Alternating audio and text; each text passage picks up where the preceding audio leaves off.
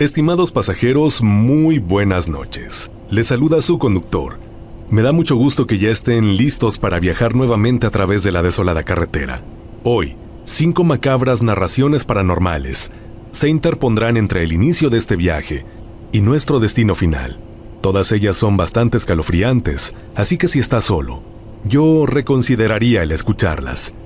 Y si ya llegaste a este viaje, te invito a que no te bajes del autobús y nos acompañes hasta el final, ya que te estaré presentando impactante evidencia paranormal real. Así que pasajeros, sin más por el momento, por favor inclinen su asiento, abrochen su cinturón y relájense, para que disfruten del oscuro camino. Estimados pasajeros, favor de abordar, ya que aquí comienza otro viaje a través de la desolada carretera, con rumbo hacia lo desconocido. La casa de la difunta. Mi nombre es Gabriel, y la experiencia que estoy por compartirles ocurrió hace ya varios años, durante una visita que hice a Mechoacanejo, Jalisco. En aquel tiempo yo vivía en Estados Unidos, sin embargo vine a México, a aquel municipio, porque ahí vivía mi novia, que conocí por medio de Facebook. Desde el día en que llegué, ella comenzó a hacerme una advertencia que al principio tomé como una simple superstición de pueblo. Cuando vengas a verme, no te regreses por la calle de la casa abandonada, me dijo con mucha seriedad. Yo no sabía a qué lugar se refería. ¿Cuál casa abandonada? Ella señaló hacia una de las calles que conducían a las orillas del pueblo. La casa de la difunta. Al escuchar aquel nombre, no pude evitar sonreír. La casa de la difunta. ¿Y por qué le dicen así?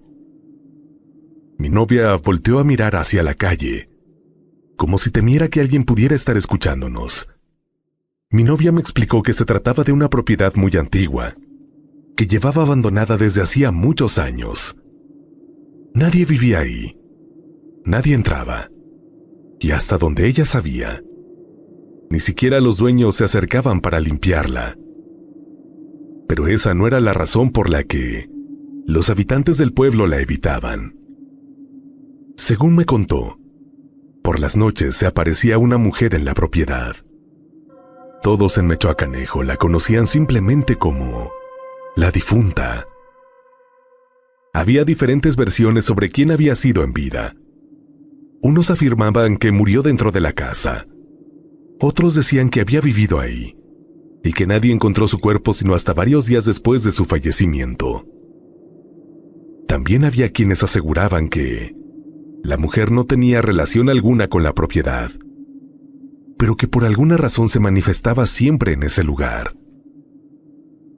«Ay, sí, ¿cómo no?», le respondí, riéndome.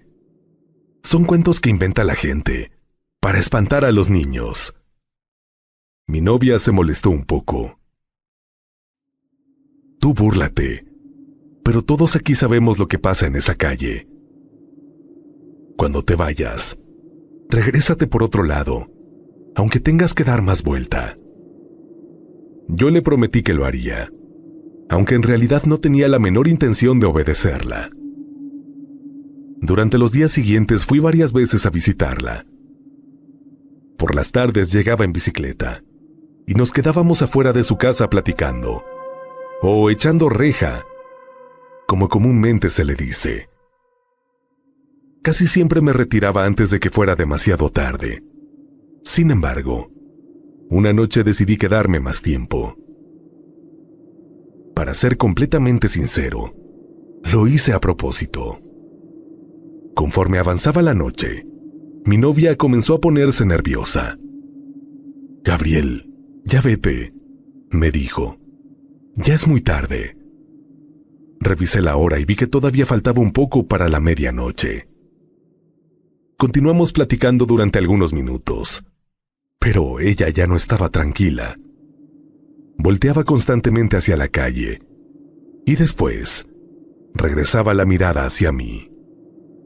«Ya vete, en serio», se te va a aparecer la difunta. Pues que se aparezca, le respondí, tratando de hacerme el valiente. A ver si es cierto. Cuando finalmente dieron las 12 de la noche, me despedí. Monté mi bicicleta y comencé a pedalear. Había 2 caminos para regresar al lugar donde me estaba quedando. Uno era un poco más largo, pero atravesaba la parte iluminada del pueblo. El otro era más corto y pasaba justamente frente a la casa de la difunta. Naturalmente, elegí el segundo. Al principio iba bastante tranquilo, pero conforme fui alejándome de las casas habitadas, el ambiente comenzó a cambiar. Los postes del alumbrado estaban cada vez más separados. Algunas lámparas no funcionaban y dejaban grandes tramos completamente oscuros. El pueblo parecía haberse quedado sin gente. Cuando faltaban solamente unos metros para llegar a la casa abandonada, comencé a arrepentirme. Fue como si el frío hubiera descendido de golpe sobre aquella calle. No era un frío normal.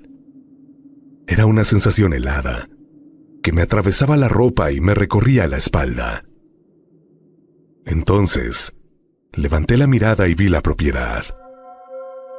Era una casa grande, antigua y completamente descuidada. Las paredes estaban manchadas por la humedad. Las ventanas parecían huecos negros y la vegetación había crecido alrededor de la entrada. No había ninguna luz en el interior. Al verla, recordé cada una de las palabras de mi novia. Se aparece una mujer. No la vaya a ver, murmuraba sin dejar de mirar hacia el frente. En aquel momento ya no quería comprobar nada, pero cuando estaba a punto de pasar frente a la propiedad, observé algo en una de sus esquinas. Había una mujer pero parada afuera. Me quedé paralizado por un instante, aunque mis piernas continuaron moviendo los pedales casi por instinto. Era una señora de avanzada edad. Llevaba un vestido largo y un rebozo oscuro que le cubría la cabeza y buena parte del rostro. Se encontraba completamente inmóvil, pegada a una de las esquinas de la casa. Al principio traté de convencerme de que era una anciana del pueblo. Tal vez había salido a esperar a alguien. Tal vez vivía cerca. Tal vez necesitaba ayuda. Pero mientras me aproximaba, la mujer levantó lentamente la cara y miró en mi dirección. Pasajeros, lo que vi aquella noche no era el rostro de una persona viva. La piel de la mujer tenía un color verdoso, oscuro y enfermizo, parecido al de un cuerpo que lleva tiempo sin vida. Sus facciones estaban hundidas, y una parte de su boca permanecía entreabierta, como si tratara de respirar. Sin embargo, lo que más me aterrorizó fueron sus ojos. Eran completamente blancos. No tenía pupilas ni iris, solamente 2 superficies blanquecinas que brillaban bajo del rebozo. Parecían reflejar una luz que no existía en aquella calle. La mujer no se movió. Solamente siguió mi recorrido con aquellos ojos blancos y resplandecientes.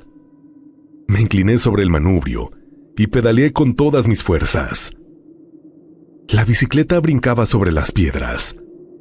La cadena rechinaba y yo tenía la sensación de que en cualquier momento aquella mujer aparecería detrás de mí. No me atreví a voltear, pero podía sentir su mirada clavada en mi espalda. Seguí avanzando hasta llegar nuevamente a una zona iluminada.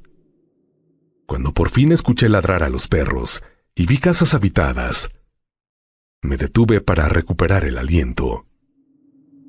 Me temblaban las manos y tenía el cuerpo completamente helado. A la mañana siguiente, fui a buscar a mi novia. Antes de que pudiera contarle lo sucedido, ella me miró y supo que algo había pasado. La viste, ¿verdad?, me preguntó. Yo solamente asentí. Le describí a aquella mujer. Mi novia no se sorprendió. Te dije que no pasaras por ahí. Desde aquella noche nunca volví a tomar esa calle cuando oscurecía. Podía burlarme de las leyendas, pero ya no tenía valor para comprobar si la difunta continuaba esperando afuera de aquella casa. Nunca logré saber quién había sido esa mujer, ni por qué seguía apareciéndose en ese lugar. Lo único que puedo asegurar es que yo la vi. No era una sombra. No era un árbol ni una persona disfrazada. Era una mujer muerta, observándome desde la oscuridad.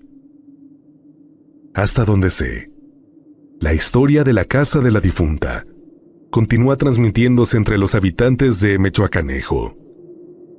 Los mayores se la cuentan a los jóvenes, y quienes conocen esa calle procuran no caminar por ahí después de la medianoche.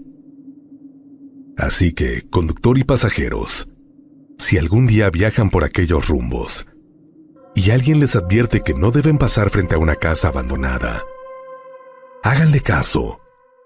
No se burlen, porque la difunta todavía podría estar esperando en aquella esquina, y cualquiera de ustedes podría ser el siguiente en encontrarse con sus ojos blancos brillando debajo del rebozo.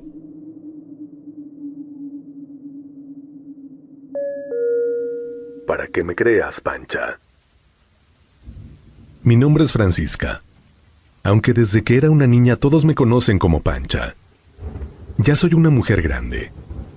Yo no entiendo mucho de teléfonos ni de esas cosas que utilizan ahora para comunicarse.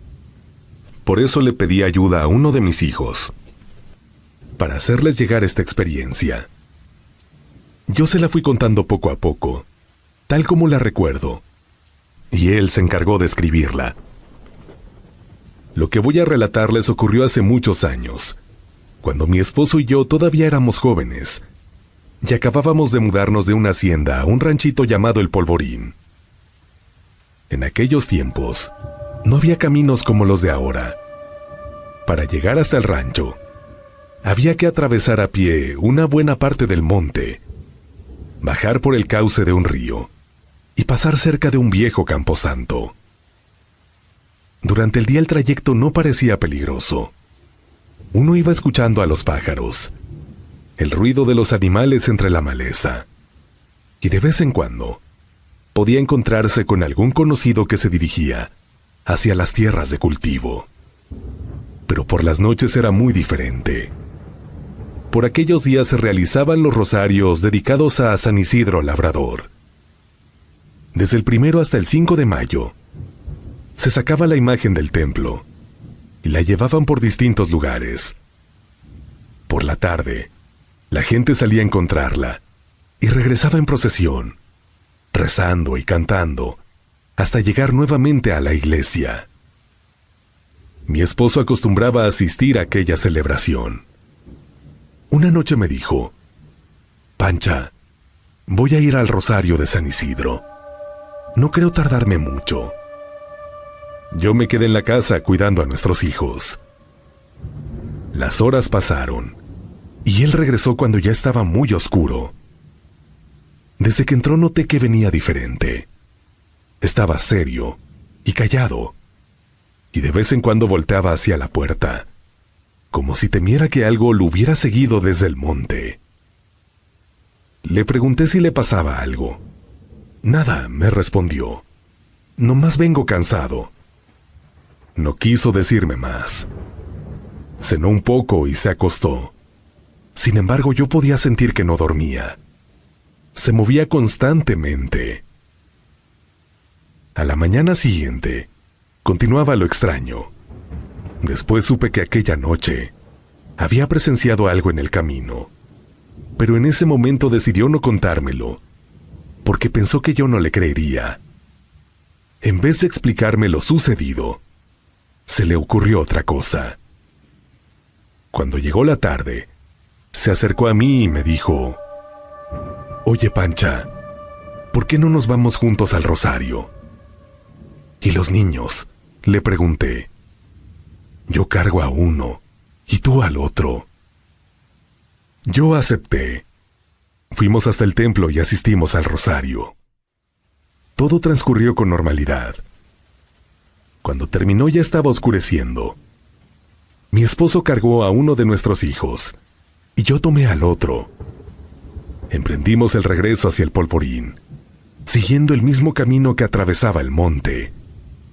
Al principio todavía veníamos acompañados por algunas personas, pero poco a poco, cada familia fue tomando una vereda distinta hasta que mi esposo y yo nos quedamos solos. La noche se cirnió sobre nosotros muy rápido. Apenas podíamos distinguir el camino bajo nuestros pies.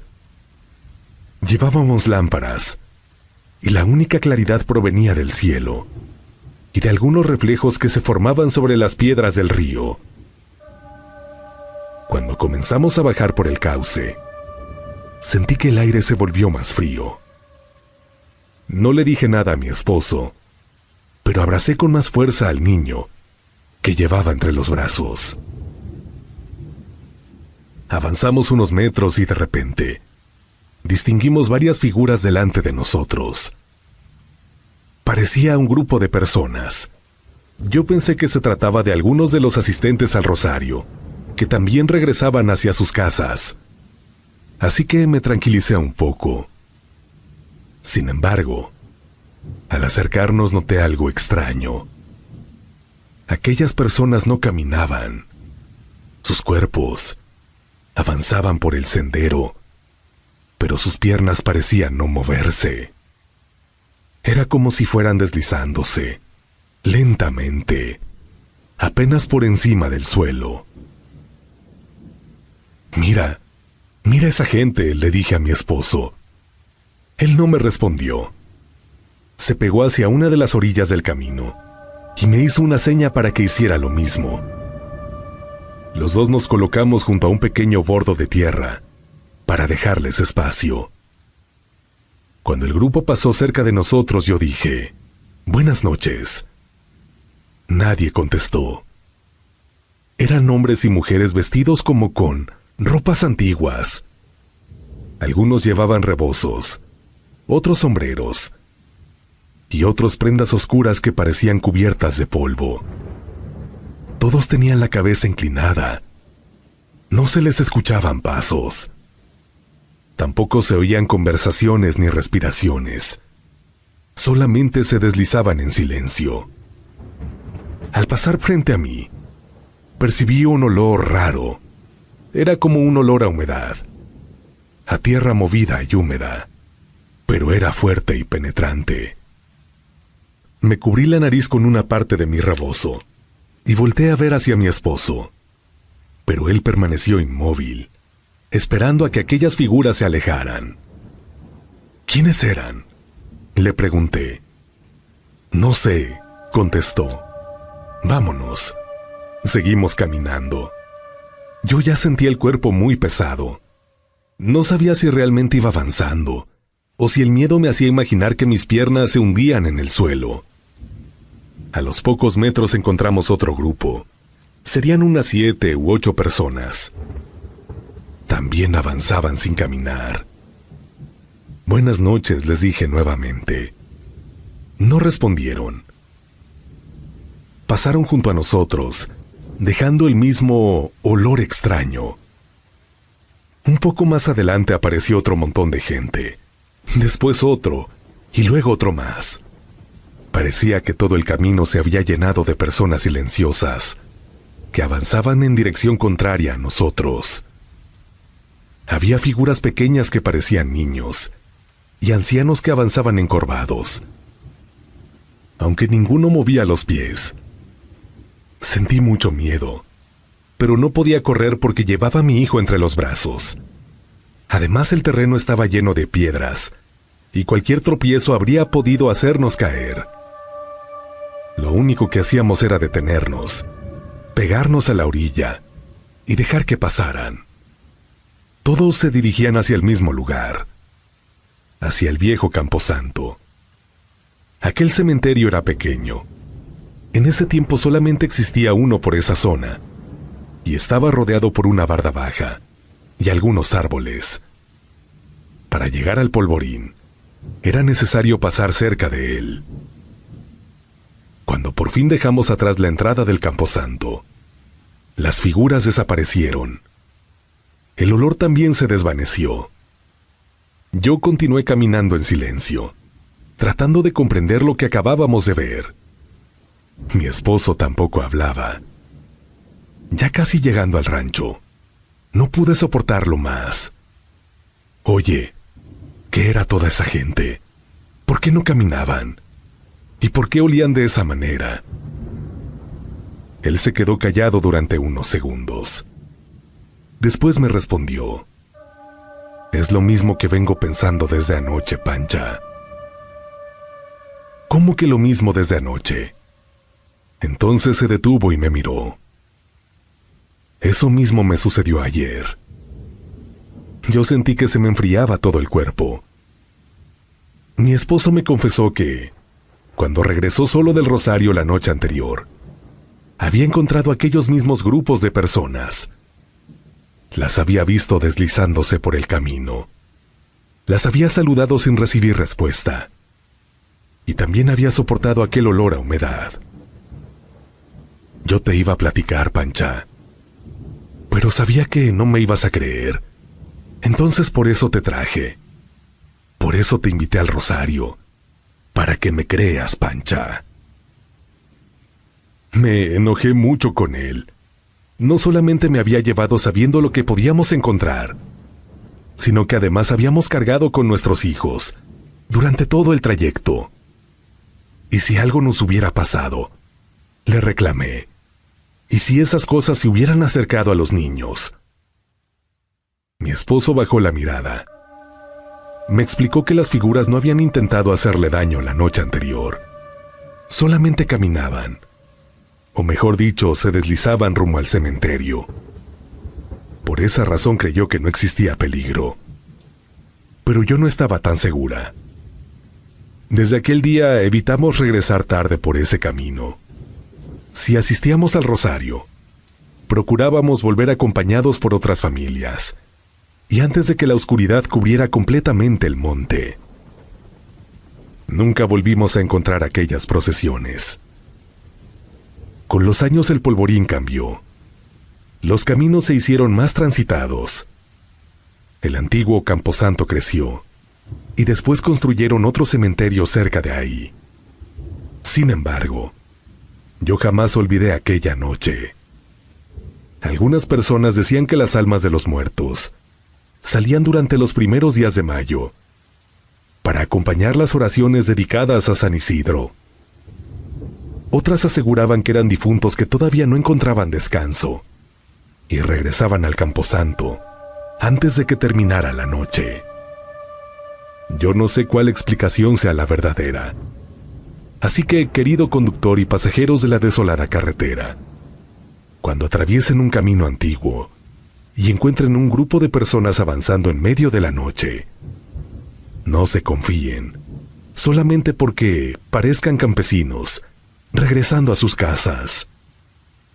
Miren bien sus pasos, escuchen si tocan la tierra, y si después de saludarlos ninguno de ellos responde, háganse un lado y déjenlos continuar, porque es posible que no regresen de ningún rosario.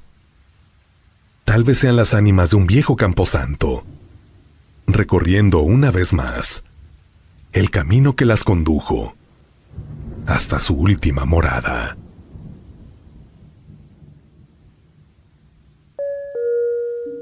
Las vías. Muy buenas noches, conductor, y un saludo para todos los pasajeros que avanzan por esta desolada carretera. Mi nombre es Rogelio, y lo que voy a contarles ocurrió hace algunos años, cuando mi esposa y yo regresábamos de una fiesta de unos conocidos. Salimos ya de madrugada, cerca de las 3, con la intención de volver a casa antes de que comenzara a amanecer.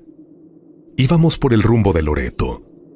Después seguimos hacia San Marcos, y al llegar al cruce, dimos vuelta a la izquierda para tomar la carretera que conduce hacia Noria de Ángeles, por el rumbo de la minera. Era una de esas noches en las que el camino parece no tener fin. No había tráfico.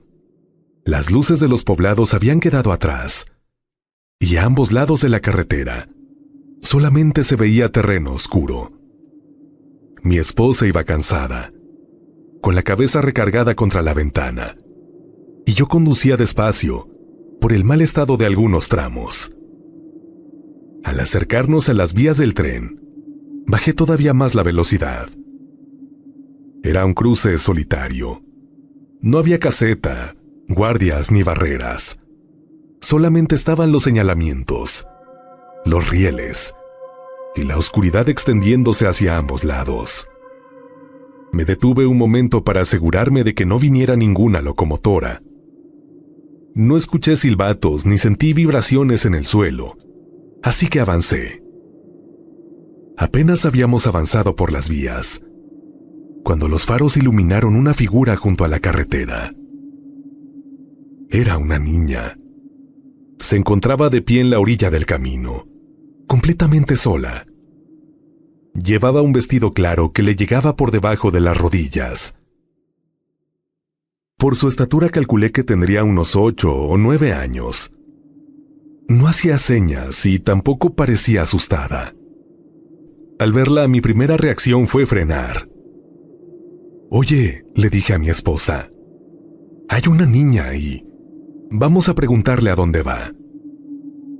Mi esposa levantó la cabeza de inmediato y miró hacia el reloj del tablero. «Viejo, son las 3 de la mañana. Por eso mismo, ¿qué hace una criatura sola a estas horas?». Pensé que quizá vivía en algún rancho cercano y se había perdido. En ese momento no se me ocurrió ninguna explicación sobrenatural. Para mí era una niña que necesitaba ayuda. Disminuí la velocidad hasta casi detener el carro. La pequeña comenzó a acercarse. Caminaba despacio, con los brazos caídos a los costados. El vestido se movía ligeramente con el aire, pero sus pasos no producían ningún sonido que pudiéramos escuchar desde dentro del vehículo. Mi esposa se enderezó en el asiento. «Vámonos», me dijo. «Espérate, hay que preguntarle si está bien». «No, mira alrededor», me replicó ella. Volteé hacia los costados. Mi mujer tenía razón. No había casas. No se veía una sola luz entre los terrenos. Ninguna entrada a un rancho ni algún vehículo detenido. Solamente estaban la carretera, las vías que acabábamos de cruzar y aquella niña acercándose hacia nosotros. «¿Cómo crees que esto va a ser normal?», insistió mi esposa. «Vámonos de aquí». Yo todavía dudé. Había algo dentro de mí que me decía que no podíamos dejar sola a una menor en medio de la madrugada. Sin embargo, también comencé a sentir una inquietud que no había experimentado al verla por primera vez. La niña seguía acercándose. Yo todavía dudé. Había algo dentro de mí que me decía que no podíamos dejar sola a una menor en medio de la madrugada.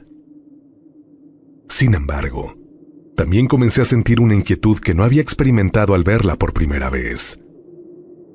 La niña seguía acercándose, pero lo hacía de una manera extraña. No corría, aunque cada vez estaba más cerca. Era como si la distancia entre ella y el carro se redujera con mayor rapidez de la que permitían sus pasos. Entonces los faros la iluminaron por completo, y entendimos por qué su silueta nos había parecido tan rara. La niña no tenía cabeza. En donde debía estar su rostro, solamente había una especie de humo oscuro, una mancha que se movía lentamente sobre el cuello del vestido. No era una sombra causada por la noche. La luz de los faros caía directamente sobre sus hombros, sus brazos y la tela de su ropa. Aún así, de la cabeza no había nada, solamente aquel humo. Era una masa grisácea que parecía salir del cuello y elevarse unos centímetros antes de desaparecer en el aire. Mi esposa soltó un grito. La figura ya estaba a pocos metros del carro. Lo que sí recuerdo es que el vestido se movió hacia nosotros y el humo comenzó a agitarse, como si algo respirara dentro de él. Pisoteé el acelerador. El motor respondió con un rugido y el carro salió disparado por la carretera. Miré el retrovisor por puro instinto. La niña permanecía en medio del camino. Durante unos segundos pude verla iluminada por las luces traseras. Seguía sin cabeza, inmóvil, con aquel humo flotando sobre sus hombros. Después desapareció en la oscuridad. Mi esposa me pedía que no volteara. Yo apretaba el volante con tanta fuerza que me dolían las manos. Sentía el corazón golpeándome el pecho y tenía la boca completamente seca. No disminuí la velocidad hasta encontrar las primeras casas. Cuando por fin llegamos a un lugar iluminado, detuve el carro. Ninguno habló durante un buen rato. Mi esposa estaba llorando y yo no sabía qué decirle, porque cualquier explicación sonaba absurda. Los dos habíamos visto lo mismo. Una niña sola junto a las vías. Un vestido claro. Un cuerpo sin cabeza. Y humo, ocupando el lugar donde debería haber estado su rostro. Durante los siguientes días, no quisimos contárselo a nadie. Pensamos que se burlarían de nosotros. Pero aquella imagen no se me quitaba de la mente. Comencé a preguntar con discreción entre personas que conocían bien la zona. No les contaba todo. Solamente preguntaba si había ocurrido algún accidente cerca de aquel cruce. Algunos mencionaron choques o personas que habían intentado ganarle el paso al tren. Hasta que un hombre mayor me preguntó exactamente a qué punto me refería. Cuando se lo expliqué, me dijo que años atrás había sucedido una tragedia en esas mismas vías. Una locomotora había arrollado a una menor cerca del cruce. No quiso darme demasiados detalles, pero tampoco fue necesario. Según lo que se supo en aquel tiempo, el impacto fue tan fuerte que la cabeza de la niña se separó del cuerpo. Sentí un escalofrío al escucharlo. Entonces comprendí que la figura de aquella madrugada no se había aparecido por casualidad. Permanecía cerca del lugar donde perdió la vida, quizá repitiendo una y otra vez sus últimos pasos, esperando que alguien se detuviera. También supe que no éramos los primeros en encontrarla. Algunos conductores aseguraban haber visto a una niña a la orilla de la carretera, siempre de madrugada. De lejos parecía normal, pero al acercarse descubrían que algo faltaba en su cuerpo. Otros decían que la figura se aparecía después de cruzar los rieles y comenzaba a caminar hacia los vehículos. Desde aquella noche, jamás volví a detenerme en ese tramo. Cuando tengo que pasar por ahí, procuro hacerlo durante el día. Y si por alguna razón me sorprende la noche, cruzo las vías sin bajar las ventanillas y sin mirar demasiado hacia las orillas. No porque crea que la niña quiera hacer daño. Tal vez solamente busca que alguien la ayude. Pero hay encuentros que una persona no está preparada para repetir.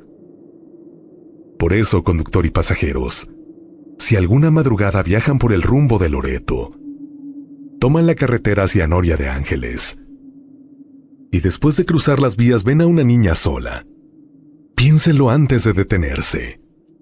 Miren la hora, observen si hay casas cerca y sobre todo, fíjense bien en la parte superior de su vestido, porque quizá la la oscuridad no esté ocultando su rostro. Quizá esa niña ya no tenga uno.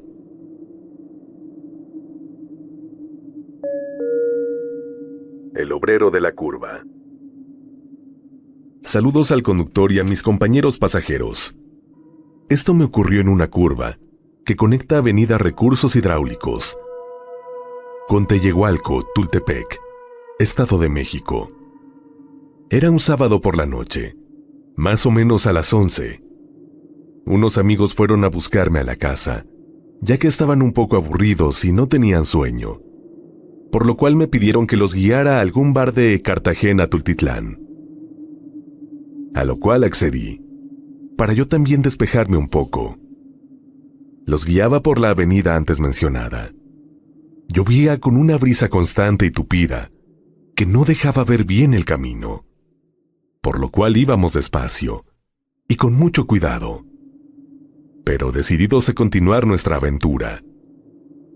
Los rayos repentinos deslumbraban al acercarnos a un punto donde comienza Tultepec.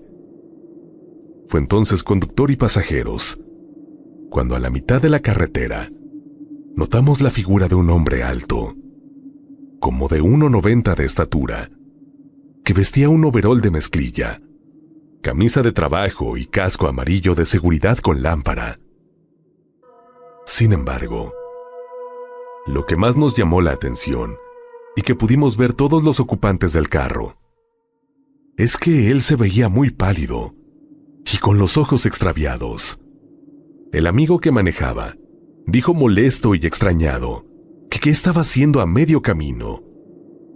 Y ahí todos pensamos que tal vez necesitaba algo. Probablemente había tenido un accidente esta persona, necesitaba ayuda o estaba desorientada. Por lo tanto, nos orillamos para auxiliarlo. Sin embargo, al bajar del auto, esta persona había desaparecido por completo. Y no demoramos en detenernos, fueron solo unos segundos. Quiero decirles que si hubiese corrido, tampoco habría tenido lugar para esconderse. Simplemente de un momento a otro, se había desvanecido. ¿Quién es o quién fue esta aparición? Lo cierto es que no lo sabemos. Sin embargo, varias personas han reportado ya en este punto exacto encontrarse con él. Así que, conductor y pasajeros, si algún día transitan por esta zona del Estado de México, pongan mucha atención, ya que alguno de ustedes que me escucha podría ser el siguiente en encontrarse con el obrero de la curva. Se despide de ustedes, deseando que sigan teniendo un excelente viaje. Luis Medina. Estimados pasajeros, qué bueno que llegaron hasta este tramo del viaje. Queda más en la desolada carretera y una impactante escala final, en donde estaremos viendo impactante evidencia paranormal, así que quédense conmigo. Antes de continuar, te invito a que te suscribas al canal y actives la campanita de notificaciones. Así no te perderás ninguno de nuestros próximos viajes y estarás en condiciones de decir #YoSoyPasajero. Recuerda que estamos recibiendo tu relato en el correo midesoladoes@gmail.com. Así podremos seguir viajando a través de la desolada carretera. Y hablando de darle continuidad a este proyecto, apóyalo. Hacerlo es muy fácil. Salúdame en la caja de comentarios. Dale pulgar arriba, hypéalo y compártelo. De antemano, mil gracias. Y si te quedaste con ganas de más terror, te espero en el tercer viaje, mi proyecto alterno aquí en esta misma plataforma. Espero que también disfrutes de todo su contenido, ya que ahí nos estaremos saludando los viernes puntualmente. Estimados pasajeros, gracias por llegar hasta aquí. Es momento de finalizar este viaje. Muchísimas gracias por haberme prestado el favor de su atención. Algo habita en mi habitación. Muy buenas noches, querido conductor y pasajeros. Nuevamente vengo con otra historia que dudaba contar. En esta ocasión quiero decirles que este relato incluye un video que lo mando como evidencia paranormal. Mi nombre es Elsa y quiero relatar que hay algo en mi habitación. algo que habita en ella. Todo empezó hace unos meses. Mi mamá me platicó que al momento de subir a su habitación, notó que mi puerta estaba entreabierta, cosa que de entrada es extraña porque yo siempre duermo con la puerta cerrada. Algo llamó su atención, y es que, conductor y pasajeros, había un cuerpo abrazándome mientras dormía. Ella se alarmó, pensó que alguien se había metido, o pensó que tal vez yo estaba con alguien. Extrañada fue a ver qué era lo que me abrazaba, y al momento de levantar las cobijas, se dio cuenta que lo que vi abajo era un muñeco de Jack, del extraño mundo de Jack, que por cierto es mi personaje favorito. Sin embargo, mi mamá se extrañó demasiado, porque el tamaño y la dimensión no tenía nada que ver con lo que ella vio que claramente me estaba abrazando. Ella me dijo que el cuerpo que ella vio bajo las sábanas era más grande que yo. Y un suceso parecido se repitió. Esto fueron 2 veces. En otra ocasión, mi pareja, con la que llevo 7 meses, me invitó como de costumbre a salir a comer. En el momento que me estaba cambiando, vi una figura negra en la puerta de mi habitación, viendo cada uno de mis movimientos. Cuando notó que yo la estaba viendo, este ser, o ente, se escondió tras la pared. Antes de continuar necesito hacer una aclaración, conductor y pasajeros. Yo llevo un estilo peculiar, pues soy gótica. Para la siguiente parte del relato, les platico que, como era costumbre, me estaba realizando un maquillaje para tomarme unas fotos para mi Instagram. Y así, mientras estaba grabando el proceso, de pronto sentí cómo me jalaron el cabello. Yo en ese momento creí que era mi perrita que siempre está conmigo. Sin embargo, al momento de revisar el video, me di cuenta que no fue ella. Yo estaba completamente sola. Aquí dejo la evidencia, en la que van a poder observar claramente cómo mi cabello de un momento a otro se alza completamente solo.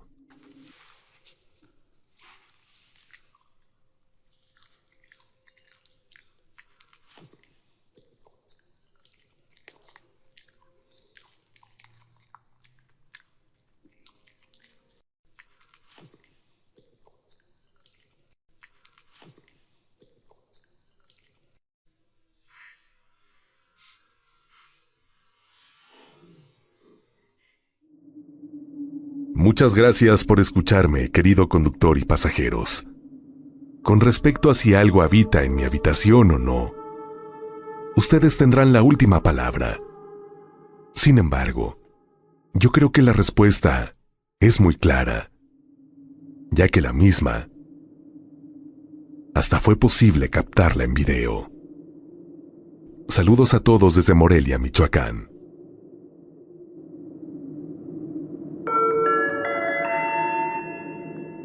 Estimados pasajeros, hemos llegado a nuestro destino. Gracias por acompañarnos en este viaje. Es momento de descansar. Si creen poder,